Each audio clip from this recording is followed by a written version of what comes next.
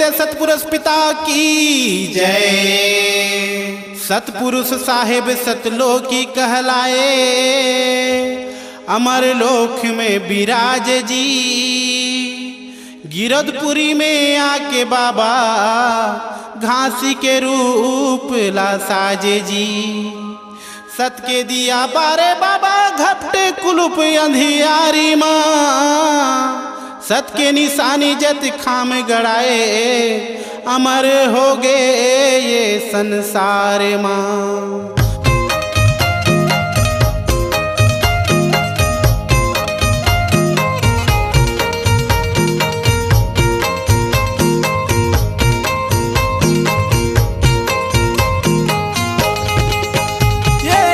छाई गयो हो मोरे नैनों में घासीदा, छाई गयो हो मोरे नैनों में घासीदा। छा गयो हो मोरे नैनों में घासीदा, छाई गयो हो मोरे नैनों में घासीदा। नैनों में घासीदा, चैनों में घासीदा, नैनों में घासीदा। नैनों में घासीदा, चैनों में घासीदा, नैनों में घासीदा। छाई गयो हो मोरे नैनों में घासीदा, छाई गयो जी मोरे चैनों में घासीदा।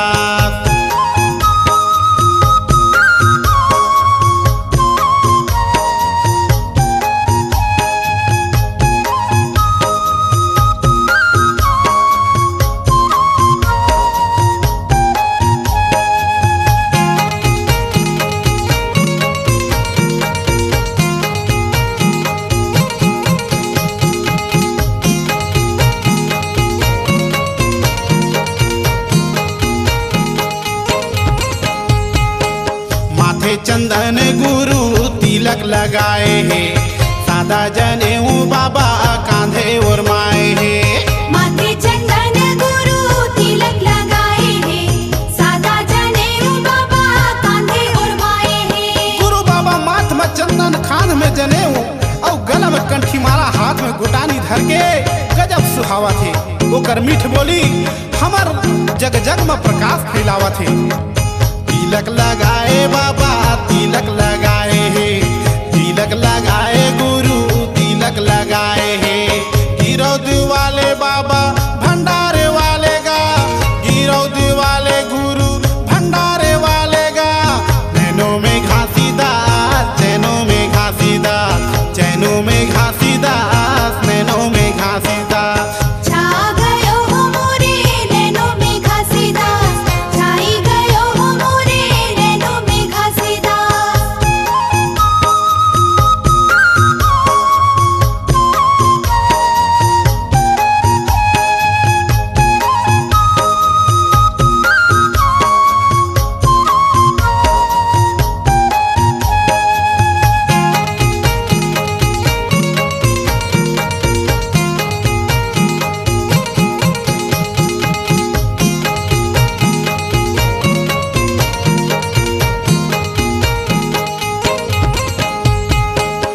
दोनों नैना लागे पाठे पीढ़ुलिया, सीते के आसन गुरु सीते के गदिया। मुर्दोनों नैना लागे पाठे पीढ़ुलिया, सीते के आसन गुरु सीते के गदिया। हे सतपुरुष पिता, हे सतनाम बाबा, हे गुरु घासीदास बाबा, श्वेत सिंहासन बिछाए मोर अंगना में तो रास्ता निहारत हो पिता।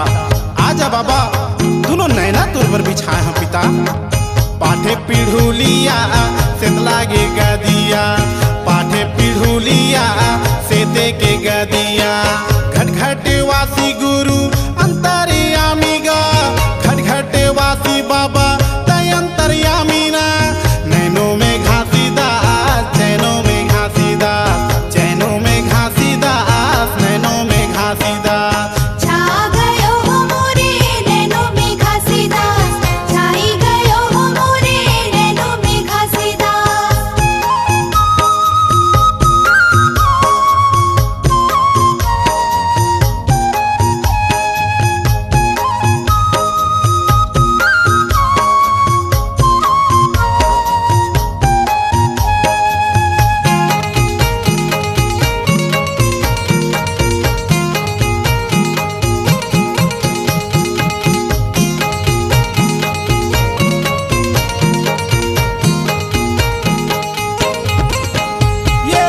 राजेंद्र रंगीला भैया होथे हरसाईना गावत है गुरु तोरे महिमा बढ़ाईना राजेंद्र रंगीला भैया होते हरसाईना गावत है गुरु तोरे महिमा बढ़ाईना।